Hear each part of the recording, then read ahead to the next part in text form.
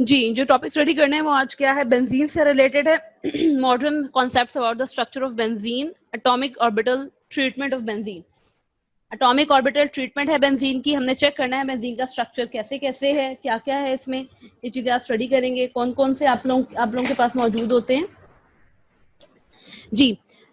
क्या ये लोग कहते हैं हेक्सागोनल फ्रेमवर्क ऑफ बेंजीन। आपको पता है जी बेंजीन जो होती है उसका स्ट्रक्चर क्या होता है जी, हेक्सागोनल होता है, हेक्सागोन 6 कोनों वाला, जैसे आपके पास रिप्रेजेंट हुआ है, ठीक है। Can conveniently explain the using hybridization approach. इसको यूज करके हम जो है वो हाइब्रिडाइजेशन अप्रोच, हाइब्रिडाइजेशन मैंने आप लोगों को बड़ी डिटेल के साथ कंप्लीट करवाई हुई, sp3 sp2 and sp hybridisation, ठीक है। कहते हैं according to this each carbon, जो कार्बन में हर बेंजीन होता है, जाहिर तौर पे वो क्या होगा आपके पास, sp2 हाइब्रिडाइज होगा,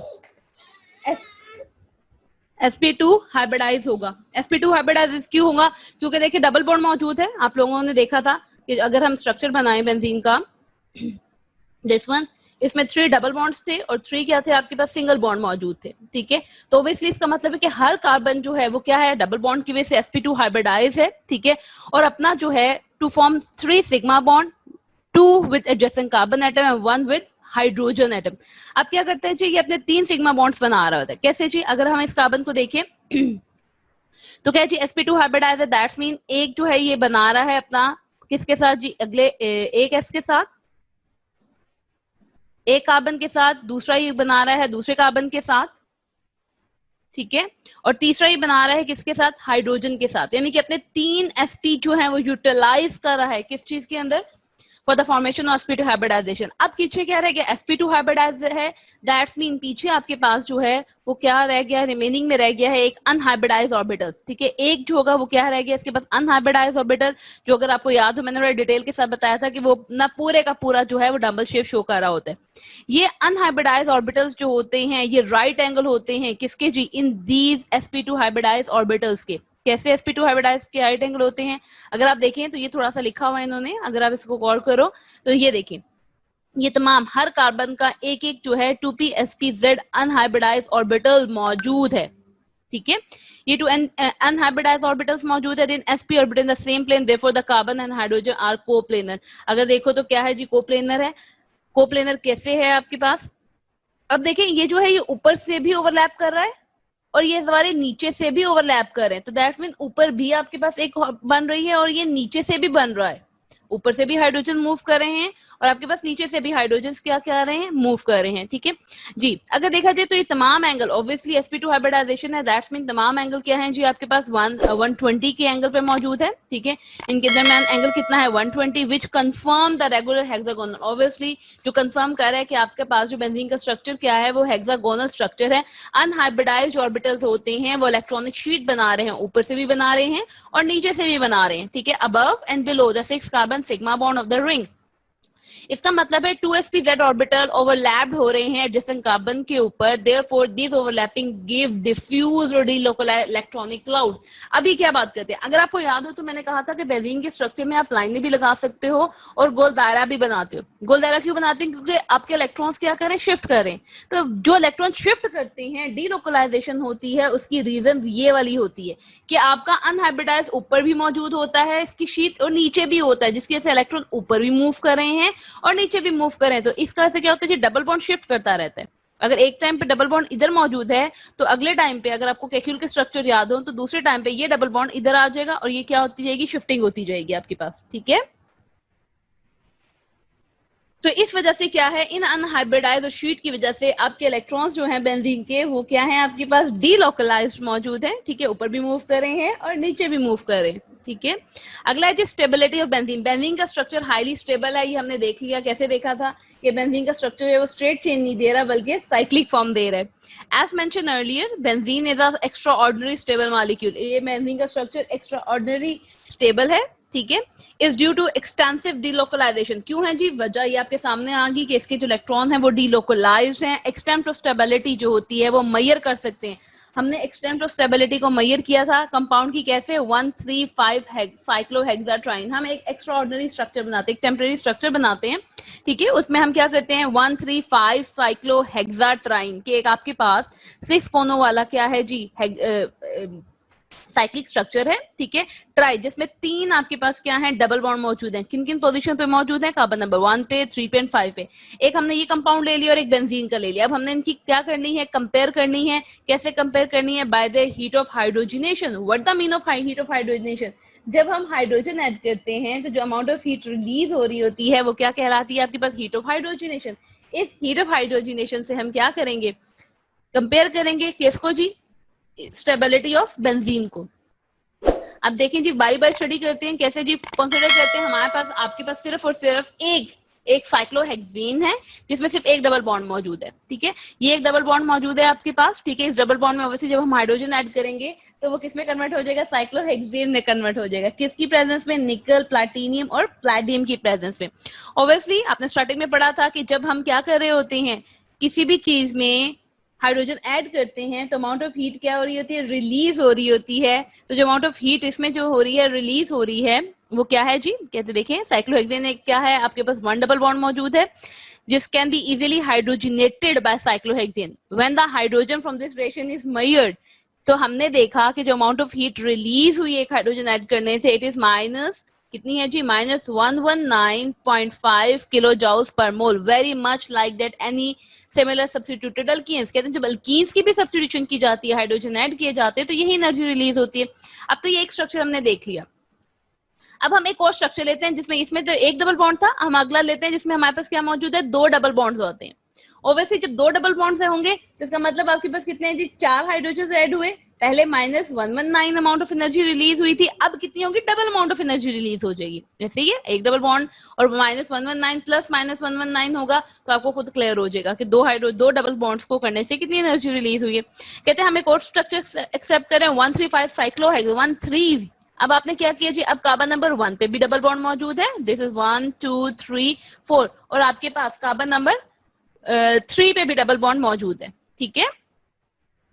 अब जब अमाउंट ऑफ हीट, अब इसमें हाइड्रोजन ऐड करेंगे, इसमें भी जब हाइड्रोजन ऐड करेंगे तो आपके पास क्या आएगा जी, हमारे पास अब 4 हाइड्रोजन ऐड किए हमने, क्योंकि 2 मॉलिक्यूल्स लिए तो 4 हाइड्रोजन ऐड हुए, आपके पास क्या बन गया, साइक्लोहेक्सेन बन गया। ऑब्वियसली एक को ऐड करने से माइनस 119 एनर्जी आपने हुई थी, यूटिलाइज रिलीज हुई थी, तो 2 में कितना होगा, माइनस 119, दोनों से क्या कर देंगे, मल्टीप्लाई करेंगे। तो कहते हैं thus the have hydrogen equal to minus 239 kilo joule. अब 2 करने से आपके पास माइनस 239 किलो जूल एनर्जी क्या हो रही है, रिलीज हो रही है। When this experiment is done the result, अब ये मैंने थ्योरेटिकल किया, थ्योरेटिकल काम तो मैं पेपर पे कर रही हूँ।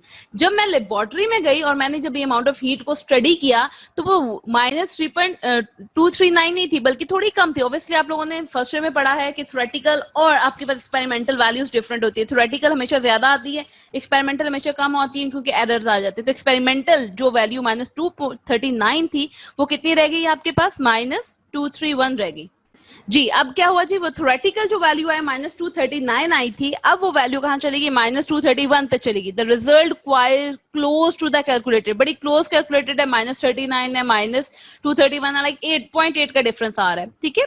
तो हम कहते हैं ये कंपाउंड क्या है आपके पास, स्टेबल है। अब हम एक और कंपाउंड लेते हैं विच इज वेरी सिमिलर, किसके सिमिलर है जी, वेरी सिमिलर टू, जैसे ये आपके पास आ गया कैलकुलेटेड, उन्होंने वैल्यूज दी हुई हैं कि आपके पास जो थी 2 2 1 की जो है वो माइनस 119 थी, और 2 की कितनी हुई है आपके पास, 2 की जो होगी मल्टीप्लाई करोगे तो माइनस 239 विच इज कैलकुलेटेड, और ऑब्जर्व एक्सपेरिमेंट में कितनी आई, माइनस 231.5 किलो जूल्स पर, ऑब्जर्व में कितनी आई, माइनस 231 किलो जूल्स पर मोल आ गई। If we extend the kind of thinking, अब हम बेंजीन के स्ट्रक्चर को कंपेयर करते हैं। पहले हमने एक डबल बॉन्ड लिया, अब हमने 2 डबल बॉन्ड लिए, अब हम जो है वो कितने बॉन्ड लेंगे, 3 डबल बॉन्ड लेंगे, विच इज वेरी सिमिलर, जो किसके सिमिलर होगा जी, आपके बेंजीन के स्ट्रक्चर के वेरी सिमिलर होगा। देख ये हमने ले लिया। अब हमारे पास क्या आ गया जी, 3 डबल बॉन्ड्स आ गए। अब 3 डबल बॉन्ड्स में जो होगा वो जब हाइड्रोजन ऐड करोगे, obviously it is very related, किससे रिलेट कर रहा है, आपकी बेंजीन के स्ट्रक्चर से रिलेट कर रहा है, ठीक है। तो 3 में जो एनर्जी आ रही है वो कितनी आ रही है, अगर आप देखो 358 किलो जूल्स पर मोल आ रही है। लेकिन जब हमने ऑब्जर्व की, ऑब्जर्व कैसे में, जब हमने एक्सपेरिमेंट किया तो ये एनर्जी कितनी चलेगी, माइनस 208 किलो जूल्स पर मोल गई। कितना डिफरेंस आ रहा है, 150 का डिफरेंस आ रहा है। इसका मतलब है कि आपका स्ट्रक्चर जो है वो 150 जी आपके पास कैलकुलेटेड में 3 जब हाइड्रोजन ऐड की हैं 3 डबल बॉन्ड्स में, तो ये कितना है, माइनस 358.5 किलो जूल्स पर मोल है, ठीक है जी। अब अगर हमने ऑब्जर्व किया एक्सपेरिमेंटली तो ये -208 किलो जॉल्स पर मोल था। डिफरेंस कितना का आ रहा है 150.5, यानी कि अब 358 में से 208 माइनस करोगे तो 150। दैट्स मीन आपका बेंजीन 150.5 किलो जॉल पर मोल जो है, किलो जॉल पर मोल क्या है, मोर स्टेबल है as compare to other compounds. ठीक है, इसकी स्टेबिलिटी को देखें अगर आप, तो when the results are represented, represent किया गया है रिजल्ट्स को कैसे रिप्रेजेंट किया हुआ है। आप देखें कि आपके पास ए को ऐड करने से -119.5 किलो जॉल्स पर मोल आता है, दो को ऐड करने से कितना आ रहा है -231.5 किलो जॉल्स पर मोल आ रहा है, और आपके पास तीन ऐड करने से कितनी आ रही है -358.5 किलो जॉल्स पर मोल आ रहा है। तो दैट्स मीन जहां पे बेंजीन स्टेबल हो रहा है वो स्टेबिलिटी कहां पे हो रही है आपके पास 150, यानी कि इसके पास -208 ऑब्जर्व्ड यानी कि रीडिंग आ रही है एक्सपेरिमेंट के थ्रू, और डिफरेंस आ रहा है 150.5 किलो जॉल्स पर मोल का। तो ये स्टेबिलिटी है, बहुत इंपॉर्टेंट स्टेबिलिटी है, इसे आपने discuss paper point of view से जो है वो अच्छी तरह स्टडी करना है। जी, यहाँ पे देखें आपके पास जो है वो हाइब्रिडाइजेशन शो की हुई है। ठीक है, स्ट्रक्चर बनाया हुआ है। ठीक है, इंडीड, अब अगर आप इसकी थ्योरी की तरफ देखें तो ये क्या कहती है जी, इंडीड बेंजीन इज जो है आपके पास, benzene is more stable than hypothetical 135 cyclohexa, cyclohexatriene किस अमाउंट से है 150.5 किलो जॉल्स पर मोल से है। ये अमाउंट ऑफ हीट जो है रिलीज कैसे होती है, कैक्यूल के स्ट्रक्चर से अगर हमने इसे डिफरेंशिएट किया तो आपके पास यहाँ पे क्या गया रेजोनेंस। रेजोनेंस अभी हमने पढ़ा कि क्या होता है जी, इलेक्ट्रॉन्स जो होते हैं वो आपके पास क्या कर रहे हैं, मूव कर रहे हैं, डीलोकलाइज हैं, जिसकी वजह से क्या हुआ है, स्ट्रक्चर जो है वो हाईली क्या हो गया आपके पास, स्टेबल हो गया। रेजोनेंस मेथड की तरफ आए, व्हाट इज रेजोनेंस, फिजिक्स में आप लोगों ने पढ़ा भी होगा रेजोनेंस क्या होती है। सिंपल आपने देखा होगा पेंडुलम के केस में देखा होगा कि जब आप पेंडुलम को मूव कर रहे होते हो तो वो क्या कर रहा होता है, दाएं बाएं मूव कर रहा होता है। लेकिन resonance in case of chemistry क्या है कि कितने एक कंपाउंड के पॉसिबल स्ट्रक्चर्स बन सकते हैं जब आप इलेक्ट्रॉन्स की पेयरिंग स्कीम करते हो वैलेंस इलेक्ट्रॉन्स को, तो वो पॉसिबल स्ट्रक्चर क्या कहलाते हैं, रेजोनेटिंग स्ट्रक्चर्स कहलाते हैं। डेफिनेशन देखें आपके पास दी हुई है, क्या है जी, possible of different pairing scheme of valence electron, क्या आप वैलेंस इलेक्ट्रॉन किन किन तरह से पेयर कर सकते हो, दिस इज कॉल्ड रेजोनेंस। और इसके रिजल्ट में जो नए स्ट्रक्चर्स आपके पास डेवलप हो रहे हैं they are called resonance structure. Resonance को हमेशा जो होती है स्ट्रक्चर्स को हमेशा कैसे रिप्रेजेंट किया, डबल एरो से किया गया है। ठीक है, पेयरिंग स्कीम जैसे आपके पास है the following different pairing scheme of the fourth valence electron of carbon is atom are possible in benzene. Benzene में कैसे पॉसिबल है हम देखते हैं, बारी बारी स्टडी करते हैं जी। ये आपके पास पॉसिबल स्ट्रक्चर हैं जब हम लोगों ने क्या किया जी, इलेक्ट्रॉन्स को डिफरेंट पेयर्ड किया। जब आपने पेयर्ड किया इलेक्ट्रॉन्स को तो ये स्ट्रक्चर्स आए। इस स्ट्रक्चर्स में क्या है, दो इसमें क्या है आपके पास कैक्यूल के स्ट्रक्चर्स हैं, ये आपको स्टडी करवा लिया। अब इसमें तीन जो हैं, वो एक नया साइंटिस्ट था देवार, उसने ये स्ट्रक्चर्स दिए। दीवार क्या कहता है, दीवार में अगर आप चेक करो तो दीवार साइंटिस्ट ने स्ट्रक्चर बनाए। इसने क्या किया जी, 1 और 4 के दरमियान बनाया, 2 और 5 के दरमियान बनाया, 6 और 3 के दरमियान स्ट्रक्चर बनाया। यानी तीन स्ट्रक्चर्स ने ऐसे बनाए। अब अगर देखो तो 1 और 4, 2 और 5 और 6 और 3 के दरमियान जो स्ट्रक्चर डबल बॉन्ड बना हुआ है, ये बहुत स्ट्रॉन्ग लंबी लेंथ है, बहुत हाई लेंथ है। ठीक है जी, बॉन्ड लेंथ ज्यादा है, जिसके से ये स्ट्रक्चर्स अगर हम फॉलो करें तो ये आपके बेंजीन के स्ट्रक्चर को क्या कर रहे हैं, अनस्टेबल कर रहे हैं। ठीक है जी, तो कैक्यूल ने ए बी स्ट्रक्चर परफॉर्म किए, दीवार ने C D E structure perform किए। दीवार जितने स्ट्रक्चर ज्यादा होते जाएंगे उतनी स्टेबिलिटी क्या होती है कि ज्यादा जो होती जाएगी। ऑब्वियसली आपके बेंजीन के 5 स्ट्रक्चर्स हैं तो 5 इसकी जो है वो स्टेबिलिटी है। ठीक है, इन दीवार में क्या हुआ जी, इन दीवार structure of carbon atom are क्या है जी, the structure of carbon atoms क्या है आपके पास, 1 4 पोजीशन पे है, 2 5 पोजीशन में है, 3 6 पोजीशंस में है। ठीक है, are the largest distance larger है। ठीक है, एज कंपेयर टू कैसे, जैसे 1 2 2 3 3 4 5 6 7 है। ठीक है जी, therefore the bonding between C और 1 C1 और C4, 2 और 5, 3 और 6 are not favourable. Overall bond length लंबी होगी, जितनी बॉन्ड लेंथ लंबी होती जाएगी उतना क्या होगा, आपको कम बॉन्ड जो होगा वो वीक होता जाएगा, कम एनर्जी देनी पड़ेगी और क्या हो जाएगा, टूट जाएगा। इसका मतलब स्टेबिलिटी ऑफ बेंजीन में आपके दीवार में जो स्ट्रक्चर दिए हैं उसकी रेशो क्या है आपके पास, कम है as compare to Kekule. In fact जो स्ट्रक्चर ऑफ बेंजीन है ये आपके पास मौजूद है, तो दैट्स मीन हम जो सबसे अच्छे स्ट्रक्चर कंसिडर करते हैं, जो ज्यादातर मोस्टली आपकी बुक्स में पढ़े जाते हैं, वो कैक्यूल पढ़े जाते हैं। दीवार के स्ट्रक्चर क्यों नहीं पढ़े जाते, आपको रीजंस का क्या हो गया पता चल गया। ठीक है जी, अगर देखा जाए तो अल्कीन्स में जो कार्बन कार्बन सिंगल बॉन्ड होता है उसमें आपके पास जो लेंथ होती है वो 1.54 आर्मस्ट्रॉन होती है। अल्कीन्स में कितनी होती है, कार्बन डबल बॉन्ड में 1.34 होती है, अल्काइंस में कितनी होती है 1.20 एंगस्ट्रॉम होती है, जबकि बेंजीन में कितनी होती है, carbon carbon single bond length होती है 1.3, यानी कि आपस में कार्बन और कार्बन के दरमियान बॉन्ड लेंथ क्या है, कार्बन कार्बन बॉन्ड लेंथ होती है बेंजीन में इंटरमीडिएट होती है बिटवीन दोज ऑफ अल्केन्स और अल्कीन्स। अगर आप देखो सिंगल बॉन्ड की जो है वो अल्केन्स और अल्कीन्स के दरमियान क्या है, इंटरमीडिएट है, ठीक है। The resonating single and double bond in benzene can better be represented as a complete cycle. तो हम सिंगल के फॉर्म में, स्ट्रेट चेन फॉर्म में रिप्रेजेंट करने की बजाय बेंजीन को क्या करते हैं जी, साइक्लिक फॉर्म में करते हैं। साइक्लिक फॉर्म में क्यों करते हैं, रीजन आपके सामने मौजूद है, ठीक है।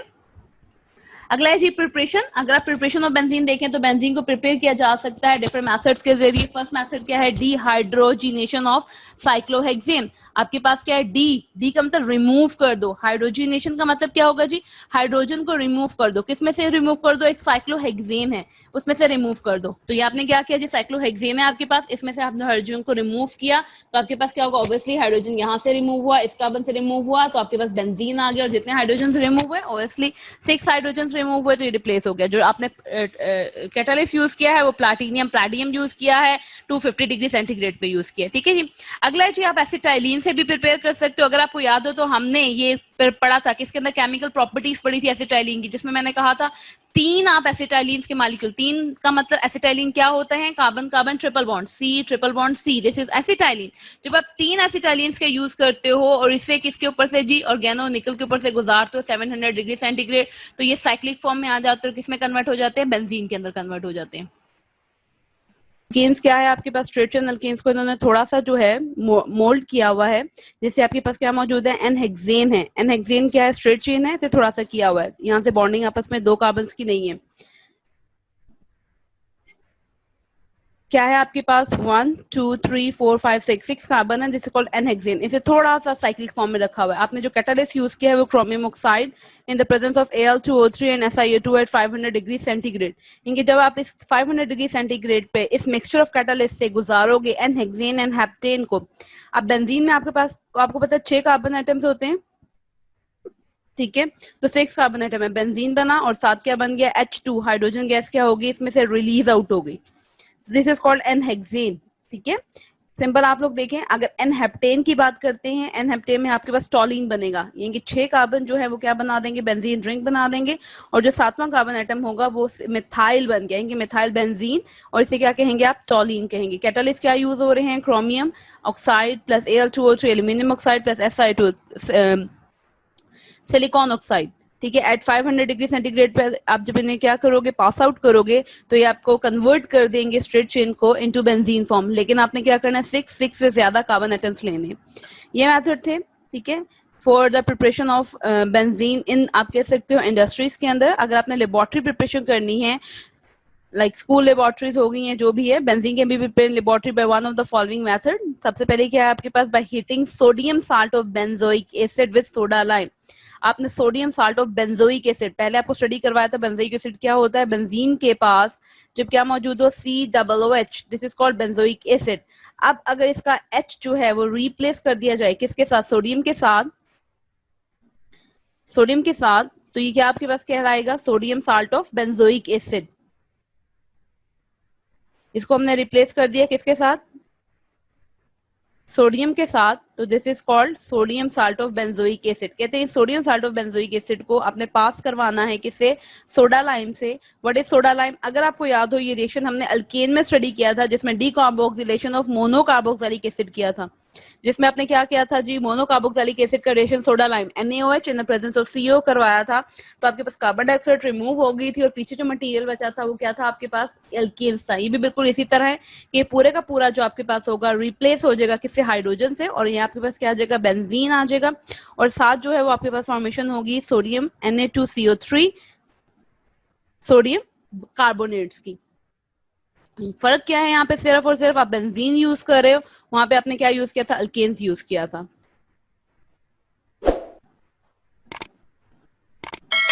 जी, ये रिएक्शन अगर आप देखो क्या है, सोडियम बेंजीन बेंजोएट, सिंपल है आपके पास, ठीक है। अब क्या होगा आपके पास, ये पूरे का पूरा जो ग्रुप है ये NaO के साथ अटैच कर जाएगा और आपके पास क्या बना देगा, Na2CO3 बना देगा। Na2CO3 बन गया, और ये जब H इसके साथ, ऑब्वियसली H यहाँ से क्या हो जाएगा, रिप्लेस हो जाएगा आपके पास, ठीक है। तो ये क्या बना देगा आपके पास, बेंजीन बना देगा, जैसे सोडा लाइम, NaOH NCO। इसके अलावा क्या है, एक और मेथड है जिसके जरिए आप क्या कर सकते हो, प्रिपेयर कर सकते हो। वो मेथड क्या है आपके पास, फिनोल है। फिनोल को आप जिंक के ऊपर से जब क्या करवाओगे, पास करवाओगे, जैसे फिनोल, जब बेंजीन के ऊपर OH लगा होता है, क्या कहलाता है, फिनोल कहलाता है। इसका जब जिंक के साथ रिएक्शन करेंगे तो फिनोल क्या करेगा, इसकी रिडक्शन कर देगा। रिडक्शन कैसे करेगा, कि ये जो जिंक है इसमें से क्या कर लेगा, सिर्फ O को अपने साथ ऐड कर लेगा और ZnO बना देगा। ये H जो है इस कार्बन के साथ मिलकर बेंजीन के जो कार्बन है उसकी वैलेंसी को क्या कर देगा, सेटिस्फाई कर देगा। तो ये दो मेथड हैं जिसके जरिए आप क्या कर सकते हो, लेबोरेटरी में प्रिपेयर कर सकते हो। इसके अलावा एक और मेथड है by the hydrolysis of benzene sulphonic acid. Sulphonic acid, benzene sulphonic acid क्या था आपके पास, क्या आप क्या करते हैं, आपके पास जब वाटर के ऊपर से आप इसे पास करवाओगे तो सिंपल क्या है आपके पास कि SO3 जो है ये किसके साथ मिल जाएगा, OH के साथ मिल जाएगा और क्या बना देगा, H2SO4 बना देगा। और ये H जो है जिस कार्बन की वैलेंसी अनसेटिस्फाई है इसके साथ जाके क्या बना लेगा, बेंजीन बना देगा। तो ये तीन मेथड हैं जिसके जरिए आप प्रिपेयर कर सकते हो। क्या प्रिपेयर कर सकते हो, बेंजीन को प्रिपेयर कर सकते हो इन लेबोरेटरी। एक अगला रिएक्शन है आपके पास Wurtz Fittig reaction. Wurtz reaction for the synthesis of alkanes was extended by Fittig. आप लोगों ने वर्ड्स रिएक्शन पढ़ा था जिसमें अल्केन को स्टडी किया था, जिसमें दो अल्काइल हैलाइड सोडियम वाटर के साथ इन द प्रेजेंस ऑफ ईथर जब रिएक्ट कर रहे थे तो आपके पास क्या बन गया था, अल्केन बन गया था। तो फिटिंग एक साइंटिस्ट था, उसने वर्ड्स के काम को मजीद आगे क्या किया, एक्सटेंड किया 1864 में for the synthesis of alkyl aromatic hydrocarbons. Alkyl aromatic hydrocarbons बनाने के लिए तो वर्ड्स रिएक्शंस को क्या कहते हैं, वर्ड्स फिटिंग रिएक्शंस कहते हैं।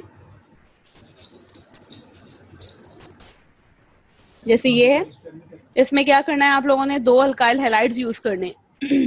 एक क्या है आपके पास, ब्रोमोबेंजीन। क्या है, आपने दो एक किया यूज किया है ब्रोमोबेंजीन, यानी कि कार्बन जो है बेंजीन का एक हाइड्रोजन रिप्लेस हो गया ब्रोमीन के साथ, दूसरा आपने यूज किया इथाइल ब्रोमाइड। सिंपल क्या होगा, ये दोनों ब्रोमीन जो है ये सोडियम के साथ मिलकर क्या बना देंगे, सोडियम ब्रोमाइड बना देंगे। और जहां से ब्रोमीन डिटैच हुआ है वहां पे क्या हो जाएगा, पूरे का पूरा इथाइल ग्रुप अटैच हो गया। जिधर से बॉन्ड टूटेगा वहीं से आके अटैच हो गया, CH2 CH3, this is called ethyl benzene. ये आपके पास क्या बन गया, इथाइल बेंजीन। आप लोगों ने वर्ड्स रिएक्शन पढ़ा था, उसमें क्या था, CH3Br, यानी कि आपने दो मॉलिक्यूल्स यूज किए थे CH3Br के।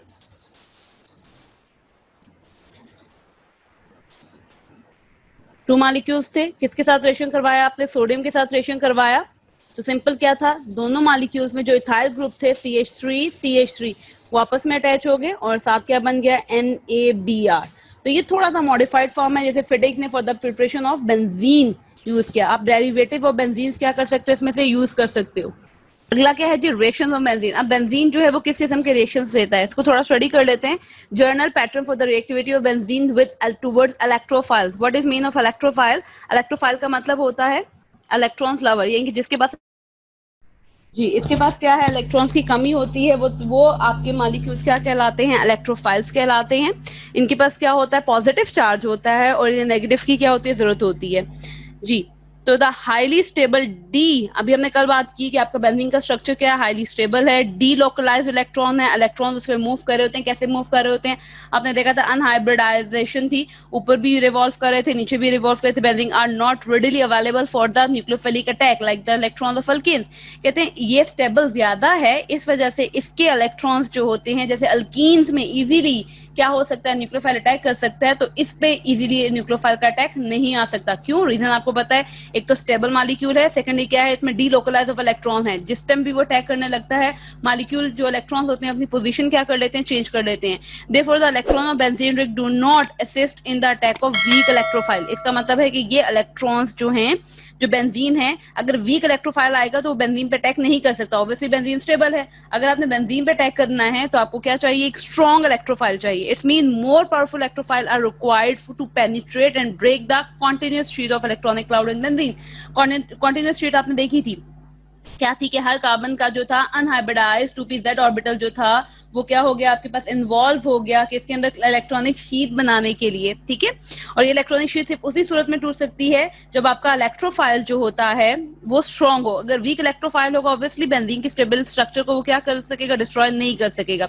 Substitution of halogen in benzene required, आपको क्या चाहिए, आयरन चाहिए और corresponding फेरिक हैलाइड चाहिए एज अ कैटलिस्ट। कंसीडर करते हैं कि हमने हैलोजन की क्या करनी है, सबसे हैलोजिनेशन करनी है किसकी, बेंजीन की, तो आपको क्या चाहिए, आयरन चाहिए या आयरन का हैलाइड चाहिए as a catalyst. In fact iron 2 is first converted. अब क्या होगा इसमें, फर्स्ट ऑफ ऑल आयरन जब किसके साथ, हैलोजन के साथ मिलेगा तो कन्वर्ट हो जाएगा FeX3 आयरन ट्राई हैलाइड के अंदर। फर्दर आप इस ट्राई हैलाइड का रिएक्शन किसके साथ करोगे, X2 के साथ, हैलोजन के साथ करोगे तो आपके पास FeX4 नेगेटिव और X पॉजिटिव आ जाएगा, ठीक है। तो अब आपके पास क्या हुआ, एक इलेक्ट्रोफाइल क्रिएट हो गया। कैसे क्रिएट हुआ कि आपके पास FeX4 नेगेटिव आ गया और X पॉजिटिव आ गया। अभी मैंने कहा था इलेक्ट्रोफाइल क्या होता है, जो पॉजिटिव चार्ज होता है जिसपे और नेगेटिव चार्ज की कमी है, that's mean X positive. X positive क्या है आपके पास, एक इलेक्ट्रोफाइल है, और FeX4 नेगेटिव क्या है, आपके पास न्यूक्लियोफाइल। अब रिएक्शन कैसे होगा, रिएक्शन को स्टडी करते हैं। फर्स्ट ऑफ ऑल जो हैलोजिनोनियम आइन है जो X पॉजिटिव है, thus produce attack as a powerful electrophile on the electrons of benzene, आपके बेंजीन के इलेक्ट्रॉन पे अटैक करेगा। क्या होगा, अब जरा गौर से देखते हैं, हमेशा जो होगा वो एरो आपका नेगेटिव से पॉजिटिव की तरफ जाता है। ये बात याद रखनी है कि नेगेटिव की तरफ टेल होती है और पॉजिटिव की तरफ क्या होता है, हेड होता है, ठीक है। तो अब क्या होगा, ये जो बेंजीन का इलेक्ट्रॉन्स है, यहाँ पे जो इलेक्ट्रॉन्स हैं ये अटैक करेंगे किस पे, X पे अटैक करेंगे, और ये कार्बन जो है ये कार्बन के साथ क्या करेगा, अटैच हो जाएगा। X अटैच हो गया, H इसका बाहर निकल आया, डबल बॉन्ड खत्म हो गया। इस कार्बन की वैलेंसी तो सेटिस्फाई हो गई डबल बॉन्ड खत्म होने से, लेकिन इस कार्बन की वैलेंसी क्या है, अनसेटिस्फाई हो गई है। तो हमने क्या कर दिया, इस कार्बन के साथ आप अगर आप देखो तो क्या लग गया जी, पॉजिटिव साइन लग गया। दिस पॉजिटिव साइन इंडिकेट्स कि आपका जो इस कार्बन की वैलेंसी है वो सेटिस्फाई नहीं है, ठीक है। नेक्स्ट स्टेप में क्या होगा, अब आपके पास नेक्स्ट स्टेप के अंदर आपका जो FeX4 नेगेटिव जो था वो क्या करेगा, इस H पे अटैक करेगा और इसके बॉन्ड को क्या कर देगा, अंदर शिफ्ट कर देगा। तो इस कार्बन का क्या हो जाएगा, डबल बॉन्ड हो जाएगा और X ऊपर आ गया, FeX3 बन जाएगा। FeX3 कैसे बनेगा कि एक X रिलीज कर देगा और FeX3 बन जाएगा, और जो H आया था वो एक X के साथ मिलकर क्या बना देगा, HX बना देगा। तो बेंजोनियम आयन जो है वो आपका कन्वर्ट हो गया। अगेन रिएक्शन देखिए, फर्स्ट ऑफ ऑल क्या हुआ जी, आपके इलेक्ट्रोफाइल को अटैक आया जिसकी वजह से एक कार्बन की वैलेंसी तो सेटिस्फाई होगी डबल बॉन्ड खत्म होने से, दूसरी की अनसेटिस्फाई होगी। हमने उस कार्बन के साथ जो है वो क्या लगा दे, पॉजिटिव, विच इंडिकेट कि यहाँ पे जो है इलेक्ट्रॉन्स की कमी है, ठीक है। अब नेक्स्ट स्टेप में क्या होगा, जो आपके पास न्यूक्लियोफाइल बना था वो अटैक करेगा किस पे, आपका जो हाइड्रोजन बाहर निकले उस पे अटैक करेगा और उसके बॉन्ड को अंदर शिफ्ट कर देगा। जब वो अंदर शिफ्ट होगा तो वो क्या बन जाएगा, डबल बॉन्ड बन जाएगा, X जो होगा वो रिप्लेस हो जाएगा, ठीक है। और आपके पास FeX3 और साथ क्या आ जाएगा, X आ जाएगा। तो ये आप तमाम मेथड्स पढ़ोगे जी। The addition product is not favourable because in its formation क्या होता है, the acceptor stability of benzene जो होती है वो लॉस्ट होती है। इसमें एडिशन प्रोडक्ट्स नहीं बन सकते क्योंकि बेंजीन की स्टेबिलिटी जो होती है वो लॉस हो जाती है। द ओनली पॉसिबल प्रोडक्ट जो होती है, जिसमें ओनली पॉसिबल प्रोडक्ट बनती है वो कौन सी, सब्स्टिट्यूटेड। आपने देखा कि कैसे हाइड्रोजन जो था वो रिप्लेस हो गया किसके साथ, आपके रिप्लेसमेंट होगी किसके साथ, किसी भी हैलोजन एटम के साथ। कैसे हुई, स्टेप बाय स्टेप आपने देखा, ठीक है। In which stability benzene is retained, therefore the general pattern of the chemical reactive benzene towards electrophile can be shown. ऐसे है जी आपके पास, कैसे दिया हुआ है, सिंपल एक इलेक्ट्रोफाइल आया, आपके इस बॉन्ड इस पे अटैक किया जिसकी वजह से इसके साथ हाइड्रोजन लग गया, इस कार्बन की वजह से अनसेटिस्फाई होगी। नेक्स्ट एक बेस आएगा विच इज अ न्यूक्लियोफाइल, वो इस हाइड्रोजन की वजह से क्या करेगा, उतार लेगा और H आपके पास लग जाएगा और साथ क्या बन गया आपके पास, एक सब्स्टिट्यूटेड बेंजीन बन गई हैं, जिसमें क्या है आपके पास इलेक्ट्रोफिलिक सब्स्टिट्यूशन रिएक्शन। आपने हैलोजिनेशन करना है। हैलोजिनेशन क्या होता है, the substitution of halogen with hydrogen is called, कि आपने बेंजीन की किसी भी हाइड्रोजन को सब्स्टिट्यूट कर देना है किसी भी हैलोजन एटम से, this is called halogenation. The introduction of halogen group in the benzene ring is called halogenation. Benzene react with halogen, benzene जो होता है वो हैलोजन के साथ रिएक्ट करता है। कैटालिस्ट चाहिए विच इज आयरन ब्रोमाइड, या आप क्या यूज करते हो, आयरन ब्रोमाइड हो गया, एल्यूमिनियम क्लोराइड होता है। डिपेंड करता है कि आप क्लोरीनेशन कर रहे हो, ब्रोमिनेशन। अगर आप सब्स्टिट्यूशन ऑफ क्लोरीन कर रहे हो तो दिस इज कॉल्ड क्लोरीनेशन, अगर आप सब्स्टिट्यूशन ऑफ ब्रोमीन कर रहे हो दिस इज कॉल्ड ब्रोमिनेशन, ठीक है। लेकिन फ्लोरीनेशन बहुत मुश्किल होता है क्योंकि मैंने बताया था फ्लोरीन जो है उसका रिएक्शन इतना विग्रस होता है कि आप उसे कंट्रोल नहीं कर सकते, ठीक है। और आयोडोनेशन, आयोडीन का रिएक्शन क्या होता है, इतना स्लो होता है कि वो रिवर्सिबल हो जाता है, आपके पास मेन प्रोडक्ट नहीं बनती। तो रिएक्शन आपके पास देखें दिया हुआ है, क्या है जी, बेंजीन है। इसका रिएक्शन आपने करवाया Br2 के साथ, कौन सा कैटालिस्ट यूज किया है, आयरन ब्रोमाइड यूज किया है, आपके पास क्या बन गया, ब्रोमोबेंजीन। जी, मैकेनिज्म की तरफ आए। मैकेनिज्म सारे स्टेप्स वही हैं जो भी हम थोड़ी देर पहले पढ़े। क्या है जी, द एक्चुअल जो हैलोजिनेटिंग एजेंट जैसे X पॉजिटिव है जिसमें क्लोरीन पॉजिटिव और ब्रोमीन पॉजिटिव होता है, वो मैकेनिज्म क्या है आपके पास, फर्स्ट ऑफ ऑल X2 जो है, हमने क्या किया, कोई भी X2 हो सकता है। क्लोरीन ब्रोमीन क्या होता है, FeX3 के साथ एक्ट किया तो क्या हुआ जी, इसके साथ एक X ऐड हो जाएगा तो ये FeX4 नेगेटिव हो गए, क्योंकि आयरन जो होता है तो 3 वैलेंसी बना सकता है, ये 2 बना सकता है, यहाँ पे 4 हो गई, 4 आपके हैलोजन एटम्स अटैच हो गए, तो हमने यहाँ क्या लगा दिया, माइनस लगा दिया। अब एक हैलोजन इसमें बचा जिसपे क्या आ गया, positive, which is a electrophile, एक इलेक्ट्रोफाइल बन गया। इसकी जगह हम क्या यूज सकते हैं, मैंने क्लोरीन यूज कर लिया, ठीक है, Cl2 FeCl3 है, Cl पॉजिटिव बन गया जो इलेक्ट्रोफाइल, और FeCl नेगेटिव बन गया जो एक न्यूक्लियोफाइल है। अब क्या होगा, नेक्स्ट स्टेप में आपके पास ब्रोमी बेंजीन के रिंग का अटैक आएगा, किस पे, Cl पॉजिटिव पे आ जाएगा, Cl इधर आ गया, H इधर आ गया, और आपके पास क्या होगा, इस कार्बन की वैलेंसी सेटिस्फाई होगी, लेकिन इस कार्बन की वैलेंसी डबल बॉन्ड खत्म होने से अनसेटिस्फाई होगी। हमने क्या लगा दिया इधर, पॉजिटिव साइन लगा दिया। आपने क्या किया जी, पॉजिटिव साइन लगा दिया इस तरह, दिस वन, इस कार्बन का ये क्लोरीन आके अटैच हुआ, हाइड्रोजन इसका बाहर आ गया, डबल बॉन्ड खत्म हो गया, और यहाँ पे क्या आ गया, इस कार्बन के साथ पॉजिटिव। ऑब्वियसली इस कार्बन को नोट करो तो 1 2 3 4, 1 2 3 और 4 4 वैलेंसीज हैं। इस कार्बन को नोट करो तो 1 2 और 3 वैलेंसीज हैं, तो क्या हो गया जी, अनसेटिस्फाई हो गया, एक हाइड्रोजन मौजूद है। अब नेक्स्ट स्टेप में क्या होगा, नेक्स्ट स्टेप में क्या है जी आपके पास, FeCl हमने क्या किया था जी, जैसे ये आपके पास मौजूद है, दिस वन, Cl इधर आ गया, H इधर आ गया, यहाँ पे पॉजिटिव है, न्यूक्लियोफाइल अटैक करेगा, FeCl4 नेगेटिव, ये अटैक करेगा किस पे, हाइड्रोजन पे, इस बॉन्ड को क्या करेगा, अंदर शिफ्ट करेगा, जिसकी वजह से क्या हो जाएगा, डबल बॉन्ड H उधर जाएगा। आपके पास क्या आया जी, बेंजीन आ गया। अब गोल दायरा लगा लें, अब H जो है वो रिप्लेस हो गया Cl से, प्लस क्या बन जाएगा, FeCl3 बन जाएगा, और साथ क्या बन जाएगा, HCl बन जाएगा। तो ये रिएक्शंस हैं आपके पास। अब क्या होता है जी, अगर हम CH3 आप टॉलीन की कर रहे हो, तो टॉलीन में अगेन आप लोगों को अगर याद हो तो अल्केन्स हमने हैलोजिनेशन किया था, जिसमें इनिशिएशन, प्रोपिगेशन और टर्मिनेशन आया था, और हमने कहा था ये रिएक्शन उस वक्त तक होता रहता है जब तक आपके तमाम हाइड्रोजन जो है वो रिप्लेस ना हो जाए, किसके साथ, क्लोरीन के साथ। तो ये एक स्टेप आपके पास आ रहा है जो इन द प्रेजेंस ऑफ सनलाइट हो रहा है, ठीक है। कैसे जी, आपने टॉलीन लिया, आपने Cl2 ऐड किया, फर्स्ट ऑफ ऑल एक हाइड्रोजन जो होगा टॉलीन का वो रिप्लेस हो गया Cl से, क्या बन गया जी, CH2 Cl बन गया, और एक क्या बन गया, HCl बन गया, this is called benzyl chloride. अगर CH2Cl अटैच है बेंजीन के ऊपर, दिस इज कॉल्ड बेंजाइल। हमने अगेन इसमें ऐड कर सकते हैं, अभी हाइड्रोजन मौजूद हैं, एक और हाइड्रोजन रिप्लेस हो जाएगा, और उसकी जगह क्या आ जाएगा, पहले एक Cl था, अब कितने हो जाएंगे, 2 Cl, this is called benzal chloride. Benzene के ऊपर जो CHCl2 होता है तो ये क्या कहलाता है, बेंजल क्लोराइड कहलाता है। अगेन Cl2 के साथ रिप्लेस किया तो क्या बन गया, CCl3 बन गया, this is called benzo chloride.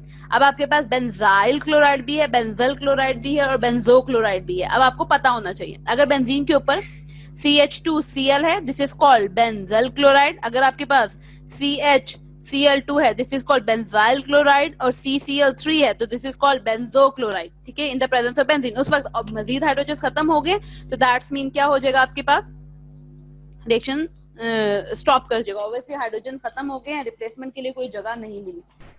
तो ये आपके पास क्या है, क्लोरीनेशन भी कहा जा सकता है, जैसे इन अदर वर्ड हैलोजिनेशन भी कहा गया है, ठीक है।